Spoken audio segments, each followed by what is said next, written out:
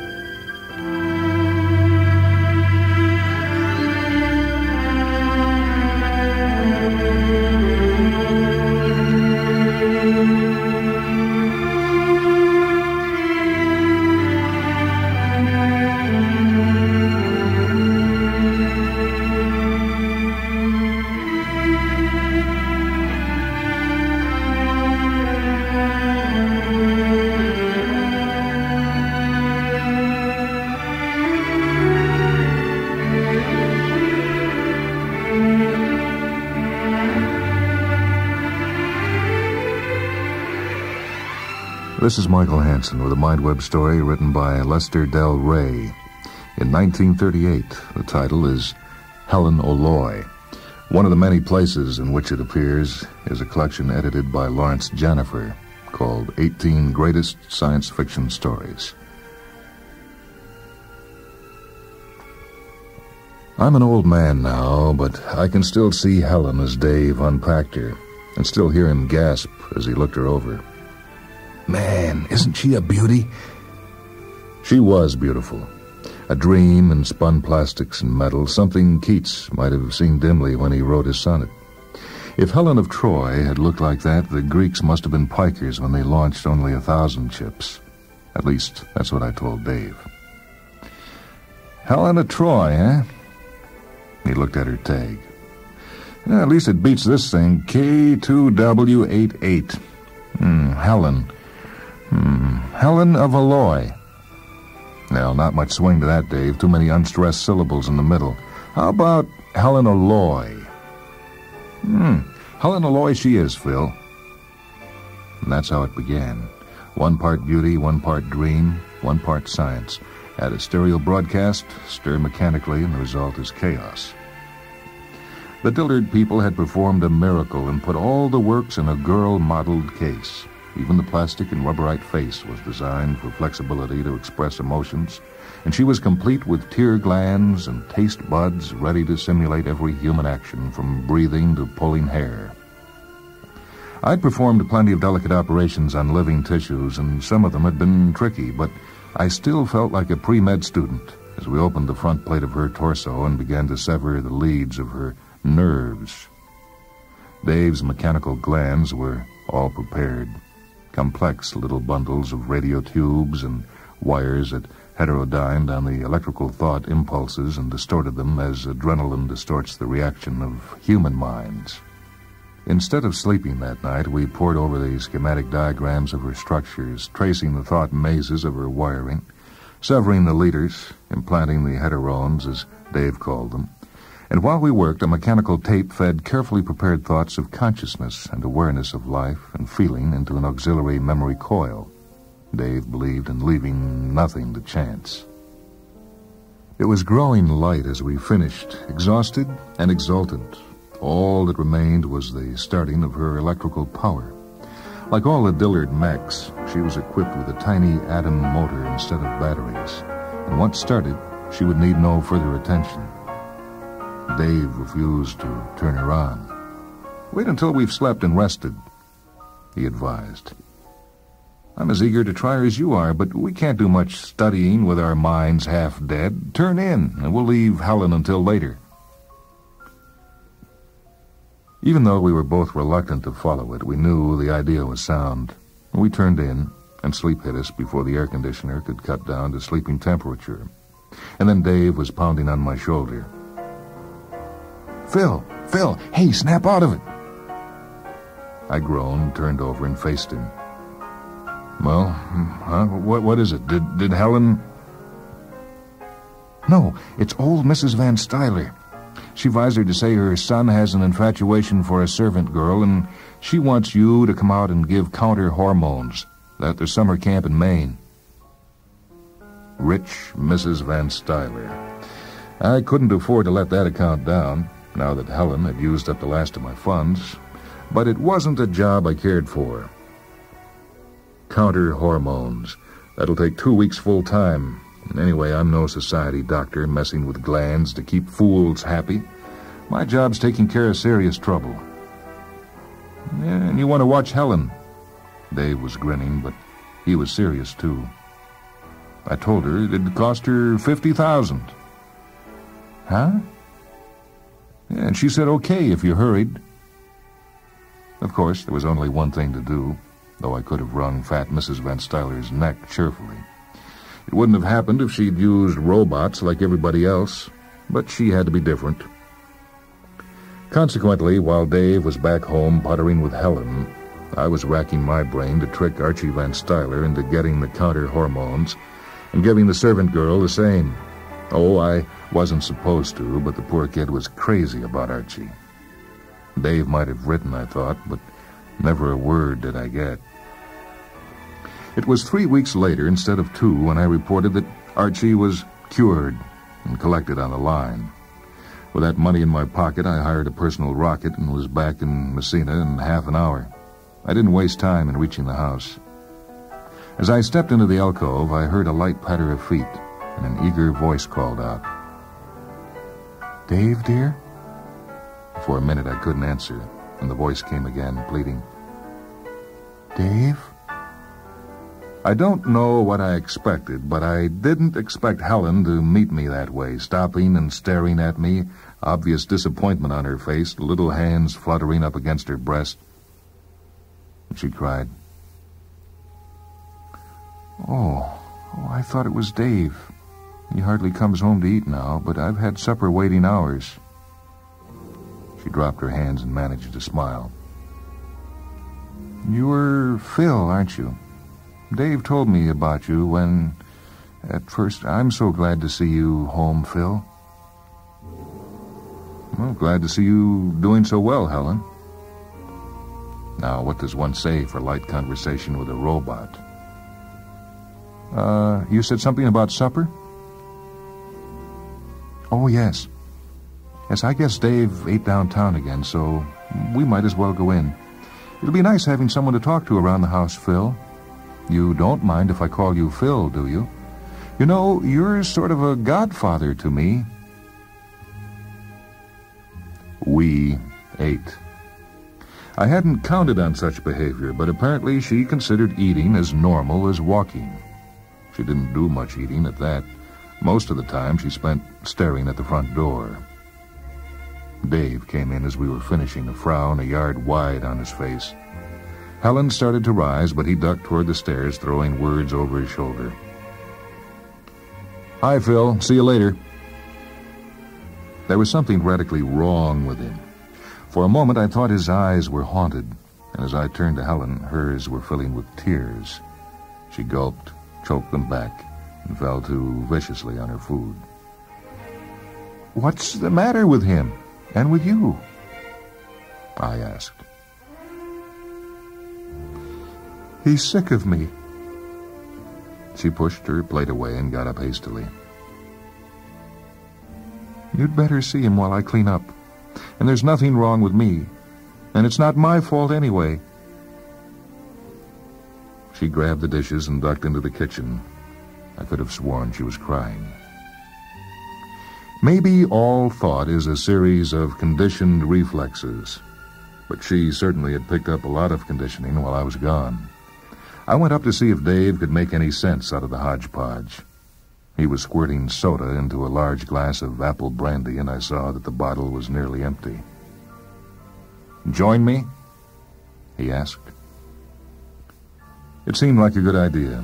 The roaring blast of an ion rocket overhead was the only familiar thing left in the house. From the look around Dave's eyes, it wasn't the first bottle he'd emptied while I was gone, and there were more left. He dug out a new bottle for his own drink. "Of course, it's none of my business, Dave, but that stuff won't steady your nerves any. What's gotten into you and Helen? You been seeing ghosts?" Helen was wrong. He hadn't been eating downtown, nor anywhere else. His muscles collapsed into a chain in a way that spoke of fatigue and nerves, but mostly of hunger. You noticed it, huh? Noticed it. The two of you jammed it down my throat. He swatted at a non-existent fly and slumped farther down in the pneumatic. I guess maybe I should have waited with Helen until you got back. But if that stereocast hadn't changed... Well, anyway, it did, Phil, and those mushy books of yours finished the job. Thanks, that makes it all clear. You know, Phil, I've got a place up in the country, fruit ranch. My dad left it to me. I think I'll look it over. And that's the way it went. But finally, by much liquor and more perspiration, I got some of the story out of him before I gave him an Amatol and put him to bed. Then I hunted up Helen and dug the rest of the story from her until it made sense. Apparently, as soon as I was gone, Dave had turned her on and made preliminary tests, which were entirely satisfactory. Helen had reacted beautifully, so well that he decided to leave her and go down to work as usual. Naturally, with her untried emotions, she was filled with curiosity and wanted him to stay. Then he had an inspiration. After showing her what her duties about the house would be, he set her down in front of the stereo visor, tuned in a travelogue, and left her to occupy her time with that. The travelogue held her attention until it was finished, and the station switched over to a current serial with Larry Ainsley, the same cute emoter who had given us all the trouble with the twins. Incidentally, Ainsley looked something like Dave. Helen took to the serial like a seal to water. This play acting was a perfect outlet for her newly excited emotions. When that particular episode finished, she found a love story on another station and added still more to her education. The afternoon programs were mostly news and music, but by then she'd found my books, and I do have rather adolescent taste in literature. Dave came home in the best of spirits. The front alcove was neatly swept. There was the odor of food in the air that he'd missed around the house for weeks. He had visions of Helen as the super-efficient housekeeper. So it was a shock to him to feel two strong arms around his neck from behind and hear a voice all a-quiver coo in his ears. "Oh, Dave, darling, I've missed you so, and I'm so thrilled that you're back." Helen's technique may have lacked polish, but it had enthusiasm, as he found when he tried to stop her from kissing him. She had learned fast and furiously. Also, Helen was powered by an atom motor. Now, Dave wasn't a prude, but he remembered that she was only a robot after all. The fact that she felt, acted, and looked like a young goddess in his arms didn't mean much. With some effort, he untangled her and dragged her off to supper, where he made her eat with him to divert her attention. After her evening work, he called her into the study and gave her a thorough lecture on the folly of her ways. It must have been good, for it lasted 3 solid hours and covered her station in life, the idiocy of stereos, and various other miscellanies. When he had finished, Helen looked up with dewy eyes and said wistfully, "I know, Dave, but I still love you." That's when Dave started drinking. It grew worse each day. If he stayed downtown, she was crying when he came home. If he returned on time, she fussed over him and threw herself at him. In his room, with door locked, he could hear her downstairs, pacing up and down and muttering. And when he went down, she stared at him reproachfully until he had to go back up. I sent Helen out on a fake errand in the morning and got Dave up. With her gone, I made him eat a decent breakfast and gave him a tonic for his nerves. He was still listless and moody. "Look here, Dave." I broke in on his brooding. "Helen isn't human after all. Now, why not cut off her power and change a few memory coils? Then we can convince her that she never was in love and couldn't get that way." "You try it, Phil. I had that idea, but she put up a wail it would wake Homer. She says it would be murder. And the hell of it is that I can't help feeling the same way about it. Maybe she isn't human, but you wouldn't guess it when she puts on that martyred look and tells you to go ahead and kill her. We never put in substitutes for some of the secretions present in man during the love period. I don't know what we put in. Maybe the heterones backfired or something. Anyway, she's made this idea so much a part of her thoughts that we'd have to put in a whole new set of coils. Well, why not? Go ahead, you're the surgeon of this family. I'm not used to fussing with emotions. A matter of fact, since she's been acting this way, I'm beginning to hate work on any robot. My business is going to blazes. He saw Helen coming up the walk and ducked out the back door for the monorail express. I'd intended to put him back in bed, but let him go. Maybe he'd be better off at his shop than at home. Dave's gone? Helen did have that martyred look now. Yeah, I got him to eat and he's gone to work. I'm glad he ate. She slumped down in a chair as if she were worn out, though how a mech could be tired beat me. Phil? Yeah, what is it?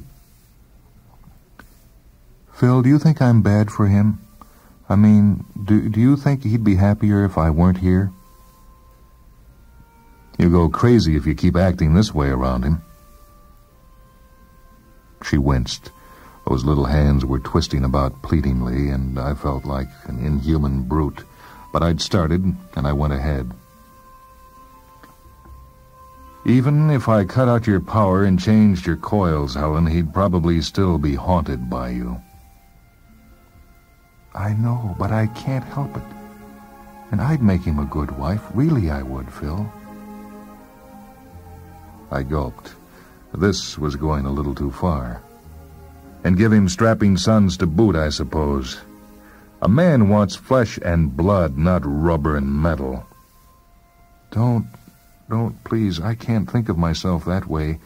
To me, I'm a woman, and you know how perfectly I'm made to imitate a real woman, in all ways.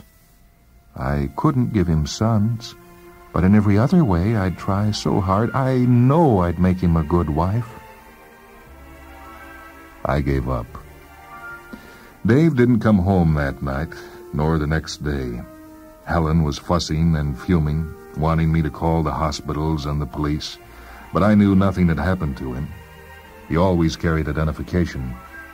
Still, when he didn't come home on the third day, I began to worry. And when Helen started out for his shop, I agreed to go with her. Dave was there with another man I didn't know. I parked Helen where he couldn't see her, but where she could hear, and went in as soon as the other fellow left. Dave looked a little better and seemed glad to see me. Hi, Phil. Just closing up. Let's go eat. Helen couldn't hold back any longer, but came trooping in.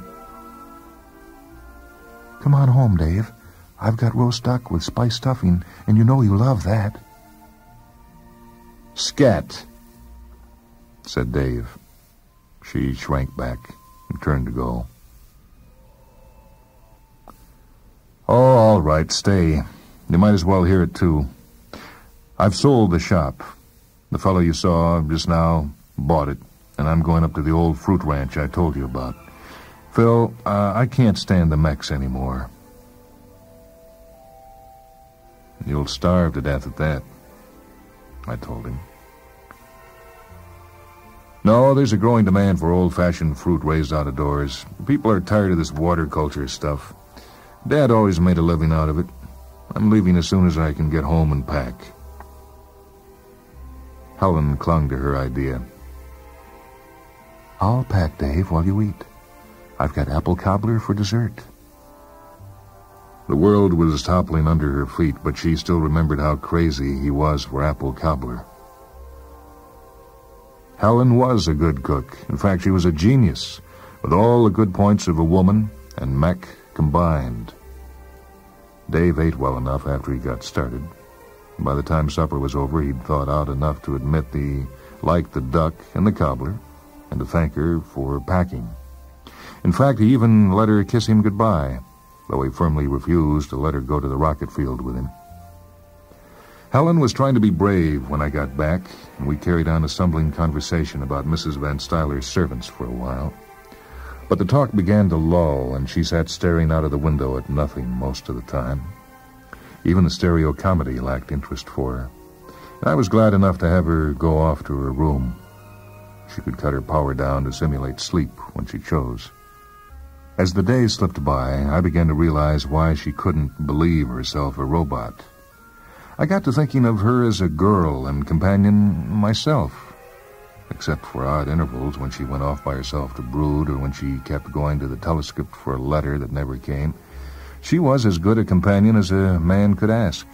I took Helen on a shopping trip to Hudson, and she giggled and purred over the wisps of silk and glass sheen that were the fashion, tried on endless hats, and conducted herself as any normal girl might. We went trout fishing for a day, where she proved to be as good a sport and as sensibly silent as a man. I thoroughly enjoyed myself and thought she was forgetting Dave. That was before I came home unexpectedly and found her doubled up on the couch, threshing her legs up and down and crying to the high heavens. It was then I called Dave. They seemed to have trouble in reaching him, and Helen came over beside me while I waited. She was tense and fidgety as an old maid trying to propose, but finally they located Dave. "What's up, Phil?" he asked as his face came on the viewplate. "I was just getting my things together to..." I broke him off. "Things can't go on the way they are, Dave. I've made up my mind. I'm yanking Helen's coils tonight. It won't be worse than what she's going through now." Helen reached up and touched my shoulder. "Maybe that's best, Phil. I don't blame you." Dave's voice cut in. "Phil, you don't know what you're doing."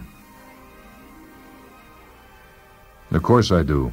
It'll be all over by the time you can get here. As you heard, she's agreeing." There was a black cloud sweeping over Dave's face. "I won't have it, Phil.